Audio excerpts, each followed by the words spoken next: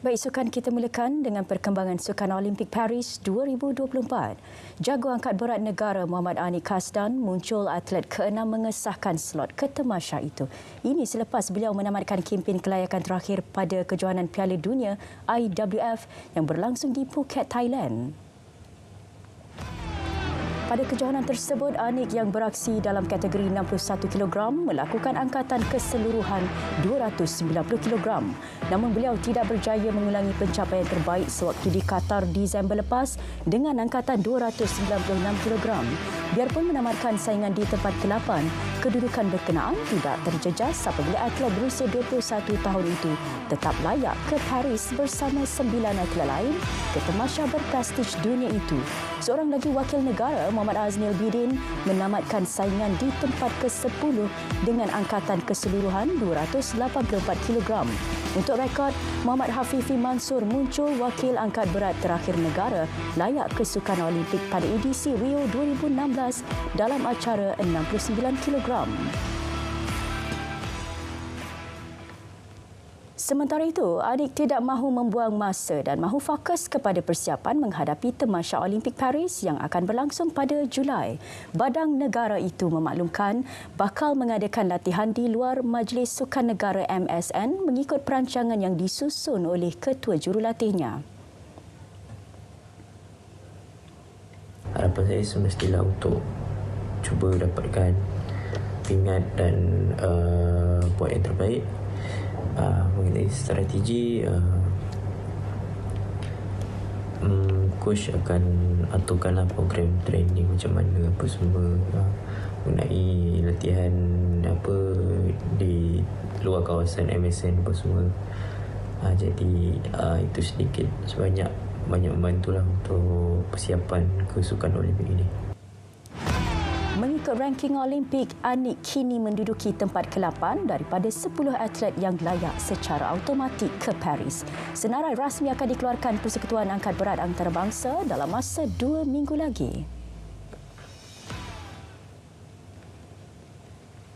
Ramadan tidak jadi alasan untuk atlet para negara bersenang lenang. Menjadikan pentas Paralimpik di Paris tahun ini sebagai motivasi, atlet renang Muhammad Iman Aiman Muhammad Rezwan giat membuat persiapan. Matlamatnya hanya satu, rangkul kejayaan sulung. Ikuti laporan disediakan wartawan Alif Ashraf Kamanur.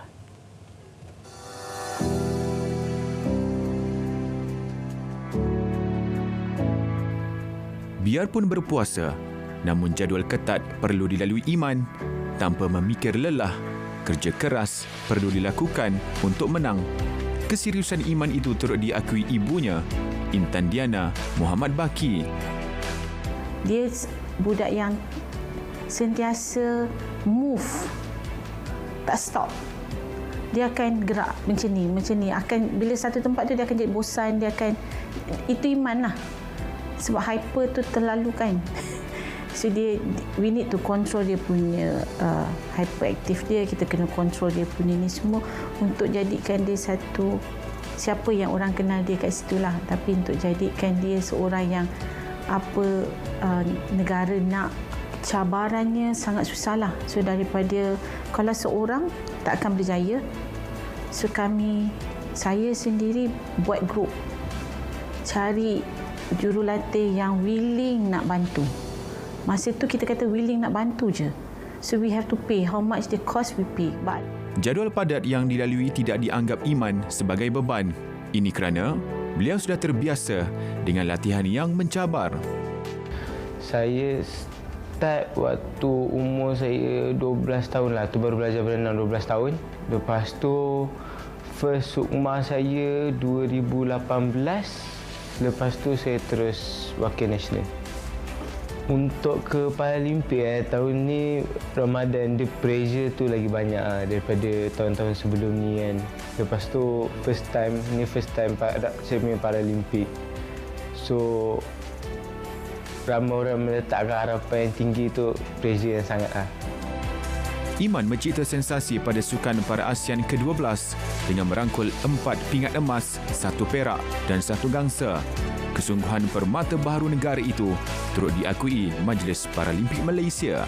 Saya tengok dia seorang yang disiplin, seorang yang ada sifat ingin berkorban, kerja keras, dan saya percaya Iman tak perlu kadang-kadang orang kata kena kenal dia, tapi kenal dia pun you kena kenal dia, tapi bila tengok dia training, bila dia dekat pertandingan competition, memang nampak yang dia seorang yang berdedikasi. Untuk menjadi seorang atlet yang berjaya, haruslah dipupuk dan dicorakkan dengan sebaiknya ketika di awal usia bagi melahirkan seorang permata Malaysia yang penuh berdisiplin dan dihormati dunia. Alif Ashraf Kamanur, RTM. Langkah pemilik Formula 1 F1 Liberty Media dari Amerika Syarikat yang bersetuju membeli MotoGP daripada pemilik asal Dorna bakal melonjakkan aspek pemasaran sukan dua roda terkemuka dunia itu. Perkara itu dinyatakan Ketua Pegawai Eksekutif SIC Azhan Shafriman Hanif. Itu salah satu faktor yang menariklah takeover Liberty Media pada MotoGP. Kita dapat nampak perubahan dari segi Formula 1 dapat melonjak kepada apa yang kita nampak sekarang di Formula 1, dan insyaAllah dengan adanya Liberty Media ni kita berharap marketing strateginya mungkin lebih menariklah di masa yang akan datang. Malaysia turut berpeluang menerima manfaat daripada pengambil alihan itu sekiranya terus menganjurkan perlumbaan berprestij berkenaan. MotoGP sebelum ini melaporkan Liberty Media akan memperoleh kira-kira 86% kepentingan, manakala Dorna yang berpangkalan di Sepanyol mengekalkan pegangan ekuiti 14% dalam perniagaan mereka. Saudara, sekian berita perdana dari Sungai Kesegarah, Palestin pasti merdeka. RTM, teman setia anda.